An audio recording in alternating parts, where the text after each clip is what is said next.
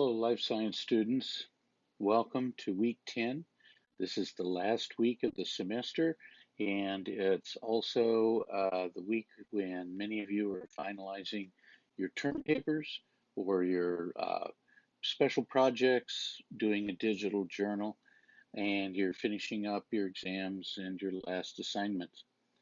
And I can honestly say so far, I think nearly all of you are up to speed in terms of your assignments, nearly where you should be now. And I don't think anyone, I think maybe one or two may need assistance, but most of you will not be having any problem in meeting the deadline and finishing up on time at the end of this week on next Monday.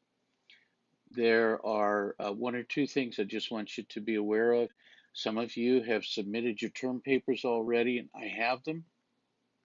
I'm in the process actually of going over them right now. I've been doing that this weekend, and I hope to have them, the ones who have turned them in early, I hope to have them back to you within a day so that you can, if you choose to go over and look at my comments and my remarks and what your grade would be at that point. If you choose to do some revision and try to improve your grade, you'll have time to do that. If you are doing a special project, probably won't be enough time to upload those for me to look at and get them back to you in time if you want to make revisions. So you'll have to follow the set of instructions I gave on that special project several weeks back to complete it. And in doing your exams, remember they're online exams and they're timed. So don't get up to leave to go do something or to switch out of the testing window to look for something else on the internet while you're taking the test. It will automatically time you out, and that will be the score you have at that point. So be sure you have everything you need when you sit down to do the test. And I've gone over that quite a bit before, so that should be something that you're familiar with.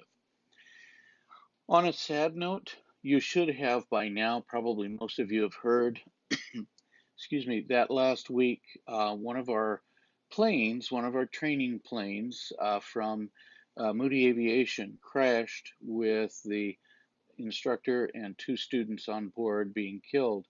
And that was up just north of Spokane, a few miles near a small community of Deer Park, Washington.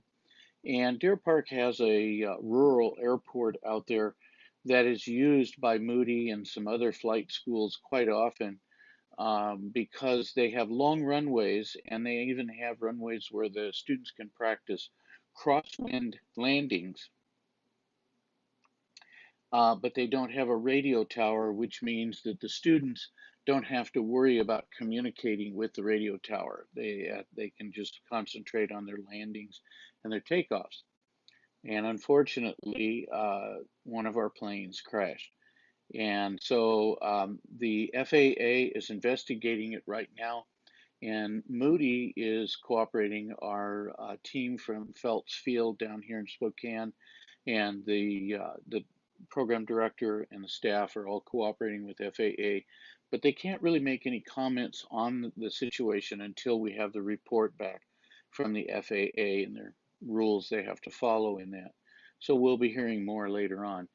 Tomorrow on campus in Chicago, there will be a time of prayer, and our interim president, Mr. Thornton, will be leading that, and also it'll be televised online as well as live. So for those of you on campus, if you can make it in the morning, that'll be good. If not, you may want to just pop in for a few minutes online and spend some time in prayer for the families and the staff and faculty at Moody Aviation, because this is it's a very tragic time.